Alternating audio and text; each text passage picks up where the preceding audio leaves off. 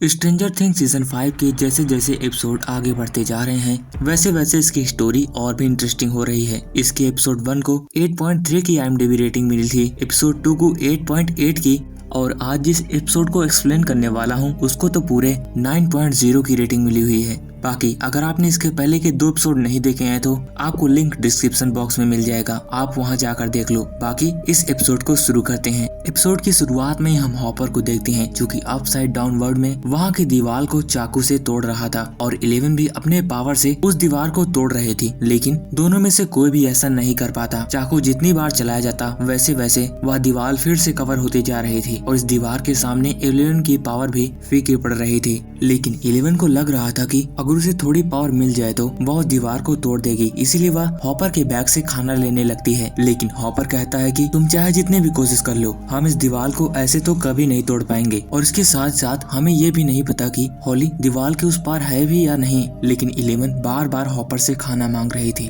और 11 की जिद की वजह से हॉपर उसे खाना दे देता है। लेकिन 11 कहती है कि क्या कोई और चीज नहीं है खाने के लिए। तब हॉपर कहता है कि मैं यहाँ पर पिकनिक मनाने के लिए नहीं आया था, मैं अकेले के राशन पानी लेकर आया था, लेकिन तुम आकर यहाँ टपक पड़ी और तुम शुक्र मनाओ मैं तुम्हें खाने के लिए दे रहा हूँ। 11 थोड़ा सा खाना खाती है, तभी मिलिट्री वाले वहाँ पर 11 को पकड़ने के लिए आ रहे होते हैं। उनके पास एक ऐसी डिवाइस थी जिससे कि 11 को कंट्रोल किया जा सकता है और इस डिवाइस की वजह से 11 तुरंत ही वहीं पर खड़ी हो जाती है। इसके अगले ही सीन में हम जॉयस को देखते हैं जो कि रॉबिन और विल को ढूंढने के लिए गाड़ी लेकर निकली होती है, लेकिन अगले ही साइड से रॉबिन और विल साइकिल से उसी की तरफ आ रहे थे। जॉयस उन्हें अपनी गाड़ी में बिठाती है और रॉबिन को इसके लिए डांटती है कि बिना बताए विल को वो ले गई। जब जॉयस रॉबिन को डांट रही होती है तब विल को काफी गुस्सा आ रहा होता है। तब वह कहता है, माँ मैं बच्चा नहीं हूँ, मुझे किसी भी तरह करके उस विकना को ढूंढना है। और मैं रॉबिन के साथ बाहर निकला, जाकर मैंने कई सारी चीजें ढूंढी जिससे कि मुझे पता लगा कि आखिर विकना करना क्या चाहता है। वह सिर्फ वहाँ पर हॉली को नहीं ले जा रहा बल्कि ऐसे ही कई सारे और भी लोग हैं, बच्चे हैं, वह उनको भी अपने साथ ले जाने के लिए आएगा। जिसके बाद हम स्कूल का सीन देखते हैं जहाँ पर डेरेक,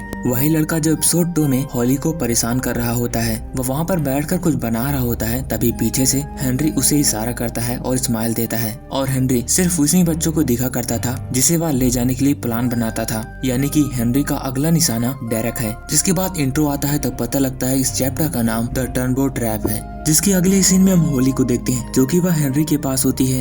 हेनरी ने उससे अपने घर में रहने के लिए कहा था और पूरा घर उसी के हवाले छोड़ देता है। कहता है कि जो भी मेरी चीजें हैं वो तुम्हारी भी हैं और तुम चिंता न करो अपने मॉम डैड की, वे ठीक हैं, मैं तुम्हें मॉन्स्टर से बचा लाया और ऐसे ही मैं कई सारे बच्चों को भी बचा लाऊंगा। और हाँ, मैं सोच रहा हूँ कि इस बार मैं डेरेक को ले आऊँ, क्या तुम चाहती हो कि मैं डेरेक को यहाँ पर ले आऊँ? तब होली कुछ नहीं बोलती लेकिन कहती है हाँ ठीक है ले आओ, नहीं तो वो भी मॉन्स्टर के बीच में मारा जाएगा। हेनरी अपने घर से बाहर जाता है और कहता है कि चाहे जो भी हो जाए कभी भी उस जंगल में मत जाना, वहाँ पर मॉन्स्टर्स रहते हैं। और उसे लेटर बॉक्स चेक करने के लिए कहता है जिसमें कि एक सीडी थी और प्लेयर। तभी वहाँ पर होली को ऐसा लगता है कि जैसे कोई उसे घूर रहा हो। होली डर के मारे घर के अंदर चली जाती है। इधर हम अपसाइड डाउन का सीन देखते हैं जहाँ पर अब तक मिलिट्री वाले उस दीवार तक पहुँच चुके थे, लेकिन वहाँ पर हॉपर और 11 नहीं थे। वो अपने बेस से कांटेक्ट करके बताते हैं कि यहाँ सब कुछ क्लियर है और तभी उन्हीं में से एक सोल्जर उस दीवार के ऊपर टॉयलेट कर देता है। तभी वह देखता है कि उस दीवार में हॉपर का चाकू लगा हुआ था। वह चाकू सालिवान को दिखाता है। तभी हम देखते हैं कि वहाँ के एक बैनर के पीछे हॉपर 11 के साथ छुपा हुआ था और 11 की हालत काफी खराब थी, वह कांप रही थी।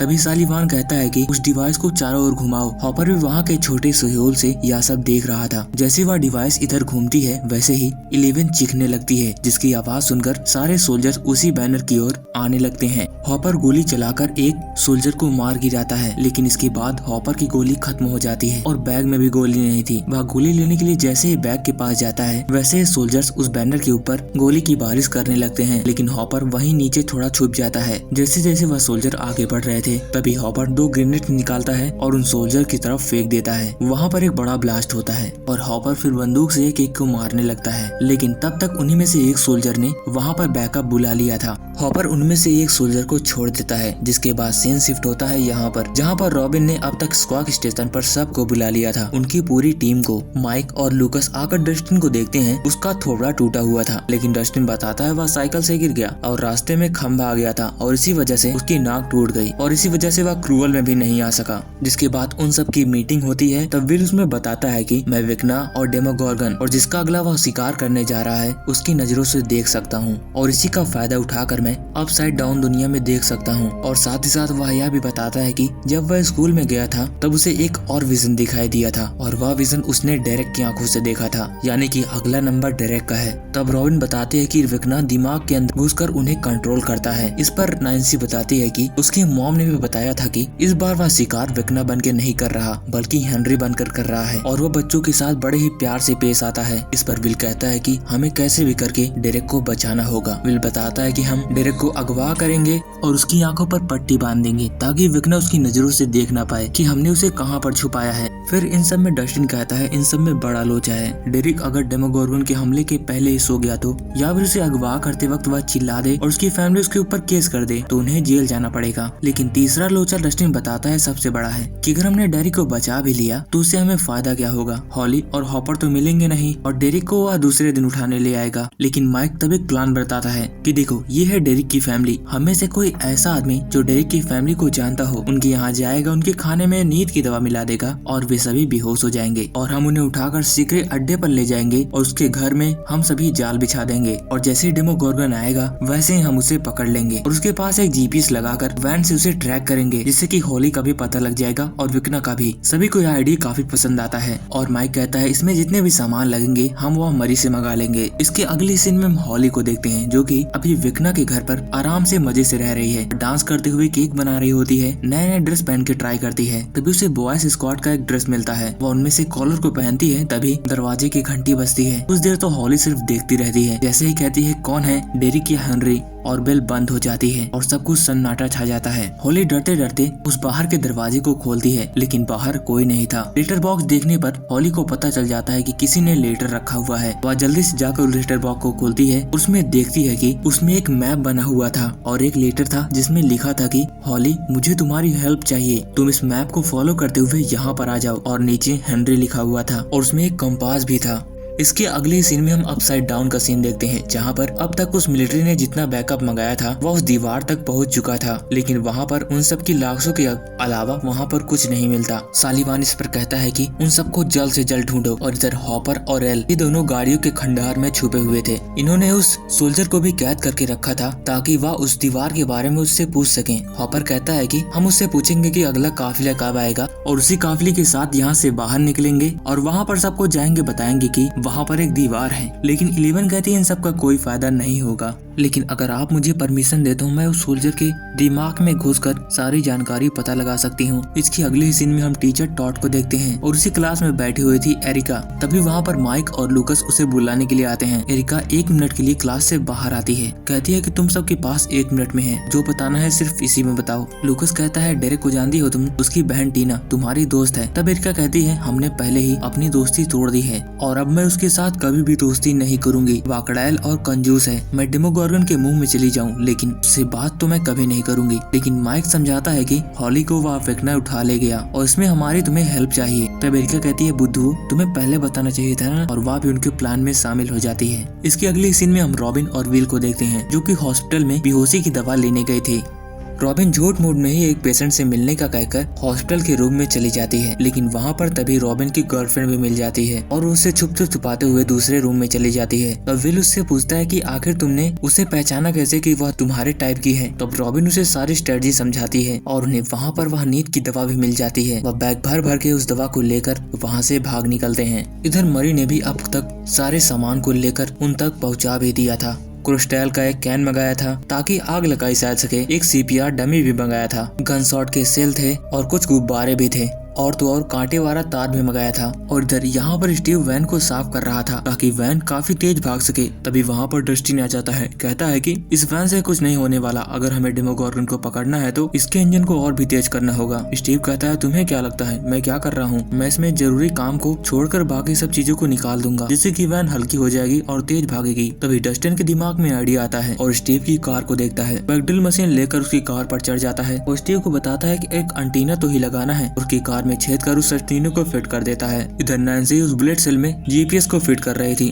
उस बुलेट सेल से गोली चलाकर डेमोगोर्गन के शरीर में मार दिया जाए। इधर हॉपर उस सोल्जर के पास पहुंचता है, कहता है कि जितना तुम्हें पता है सब कुछ सच बता दो, नहीं तो वह लड़की जिसे तुम ढूंढ रहे हो वह तुम्हारे दिमाग में जाकर खुद ही पता कर लेगी और इससे तुम्हारे दिमाग में काफी दर्द होगा और तुम्हारी जान भी जा सकती है, तुम्हारा दिमाग फटकर। लेकिन वह सोल्जर कुछ भी नहीं बताता और 11 उसके दिमाग में चली जाती है। 11 वहाँ के सीन को देखकर हॉपर को बताती है कि यहाँ अपसाइड डाउन में एक उनका बड़ा बेस भी है। हॉपर अब भी कह रहा था कि अभी भी जो तुम्हें पता है वो बता दो, नहीं तो तुम्हारा दिमाग फट जाएगा। लेकिन वह सोल्जर कुछ नहीं बताता। तब 11 बताते है कि यहाँ पर एक दरवाजा है, बहुत बड़ा दरवाजा, जैसे कोई लॉकर हो, लेकिन कोई चीज है जो मुझे रोक रही है। 11 अपनी पावर से उस दरवाजे को तोड़ने लगती है और उस सोल्जर के दिमाग में काफी दर्द हो रहा था। वह कह रहा था कि मुझे कुछ नहीं पता, सच में मुझे कुछ नहीं पता। 11 को दरवाजे तोड़ने पर कुछ नहीं मिलता। हॉपर तुरंत ही दौड़कर 11 के पास आता है। तब 11 हॉपर को बताते है कि वहाँ पर कोई था उसी के जैसा, यानी कि आर्मी वालों ने विक्ना को पकड़ कर रखा हुआ है। इधर हॉली घर में सोच रही थी कि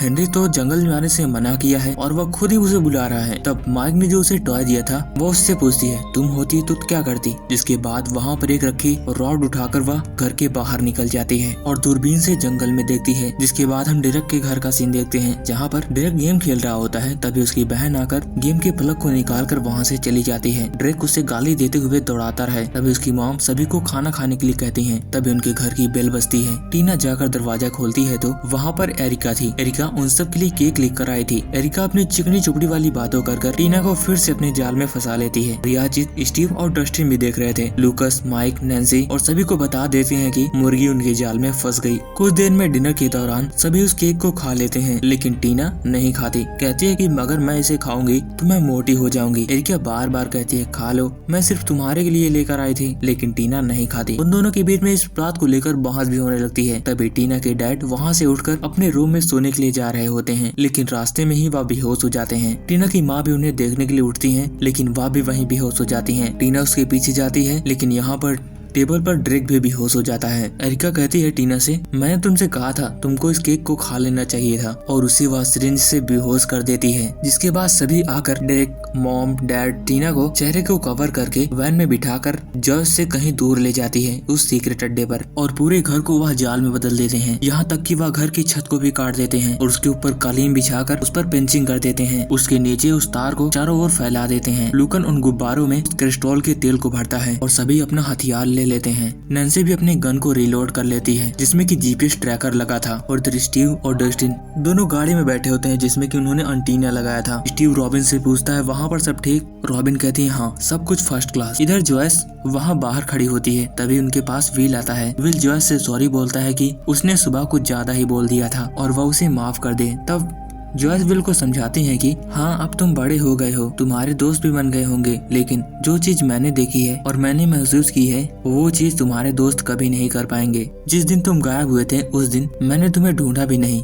पूरे 8 घंटे सोई थी सिगरेट पीकर। अगर मैंने तुम्हें ढूंढा होता तो ये सब बला नहीं आती। तभी स्टीव देखता है कि वहाँ की स्ट्रीट लाइट ब्लिंक कर रही थी और वह सबको बता देता है कि वह आ रहा है। जिसके बाद घर की भी लाइट ब्लिंक करने लगती है। डस्टिन बताता है वह घर के पास पहुँच चुका है। तभी डेरेक के कमरे में एक दरवाजा खुलता है और वहाँ से वह डेमोगोर्गन डेरेक को ले जाने के लिए आता है। डेमोगोर्गन बिस्तर पर देखता है वह एक डमी था। तभी पीछे से लूकस उस क्रिस्टॉल से भरे गुब्बारों को उस डेमोगोर्गन के ऊपर फोड़ता है, जिससे कि वह पूरा, सॉरी जो मैं क्रिस्टॉल कह रहा हूँ वो पेट्रोल होगा, जिससे कि डेमोगोर्गन पूरा पेट्रोल से भीग जाता है। और लूकस वहाँ से अपने पैर को कूदते हुए वहाँ से भागता है, क्योंकि उन्होंने दरवाजे के बीच में एक तार बांध रखा था। जैसे वह डेमोगोर्गन उस तार में फंसता है और तभी उसके चेहरे पर एक किले का फट्टा कर लगता है। तब तक लूकस भी भागते हुए वहाँ से कालीन की पार चला जाता है। जैसे वह डेमोगोर्गन उसके पास आने वाला होता है तभी वह छत से नीचे गिर जाता है, लेकिन उसने छत को पकड़ रखा था। तभी माइक आता है और कुल्हाड़ी से उसके ऊपर वार पे वार करता है और वह फाइनली वहाँ पर नीचे उन कांटों पर जाकर गिर जाता है। उधर नैन्सी भी तैयार थी, वह तुरंत ही उसके ऊपर बंदूक चला देती है और जोनाथन फायर गन से उसके अंदर आग लगा देता है। नैन्सी फिर से एक बंदूक चलाने वाली थी, लेकिन